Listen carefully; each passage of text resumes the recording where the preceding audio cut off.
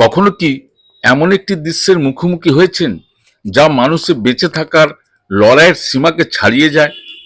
আফ্রিকার উত্তাল উপকূল আর ইউরোপের স্বপ্নের মাঝে অবস্থিত স্পেনের ছোট এক ছিটমহল সিউটা সাম্প্রতিক সময়ে সীমান্ত এমন এক নজিরবির ঘটনার সাক্ষী হয়েছে যা দেখে কেঁপে উঠেছে পুরো বিশ্ব। পেটে ক্ষুধা, চোখে উন্নত জীবনের স্বপ্ন আর কশাঘাতের শিকার হাজার হাজার তরুণ বুক চিতিয়ে ঝাঁপিয়ে পড়েছিলেন সাগরের নীল জলে। জীবনের ঝুঁকি নিয়ে অবৈধ এই পথ পাড়ি দেওয়ার চেষ্টা ছিল এক অবিশ্বাস্য মর্মান্তিক দৃশ্য। আজ আমরা জানবো সিউটার সেই সীমান্ত সংকটের পেছনে না বলা কিছু সত্য। চোখের পলকে পাল্টে যায় চারপাশ।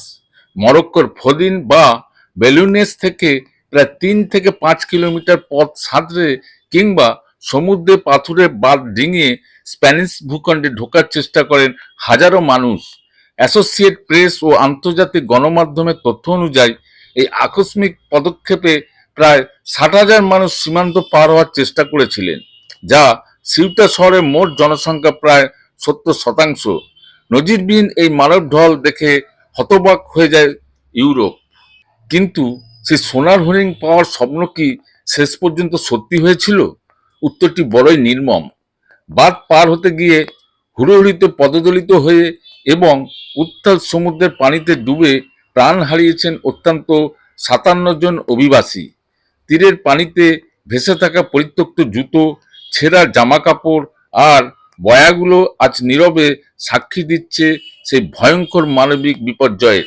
অনিশ্চিত গন্তব্য আর পার্ক বা ফুটপাতের দিন কাটানোর পর শেষ পর্যন্ত মোহভঙ্গ হয় এসব তরুণদের। বুঝতে পারেন যে আশার আলো তাদের এতদূর টেনে এনেছিল তা কেবলই এক মরীচিকা। চরম বিশৃঙ্খলা আর কঠিন বাস্তবতার মুখোমুখি হয়ে তারা বাধ্য হন পিছু হটতে। শেকড়ের টানে নিজের চেনা ভিটেমাটিতে ফিরে যেতে শুরু করেন তারা। জীবনের ঝুঁকি নিয়ে যারা সীমান্ত পার হয়েছিলেন তাদের মধ্যে প্রায় 48,300 জনই স্বেচ্ছায় নিজ দেশ মরক্কোতে ফিরে গেছেন। এই মানবিক সংকট কেবল সিউটিয়াতেই সীমাবদ্ধ থাকেনি, এর ঢেউ আছড়ে পড়ে পুরো ইউরোপে। পরিস্থিতি সামাল দিতে স্পেনের প্রধানমন্ত্রী পেদ্রো সানচেজ জরুরি ভিত্তিতে সিউটিয়া সফর করেন। তিনি স্পষ্ট ভাষায় এই পরিস্থিতির জন্য মানব পাচারকারীদের লোপ ও মিথ্যা স্বপ্নকেই দায়ী করেছেন। শৃঙ্খলা ফিরিয়ে আনতে সেখানে মোতায়েন করা হয় সশস্ত্র বাহিনী ও অতিরিক্ত পুলিশ,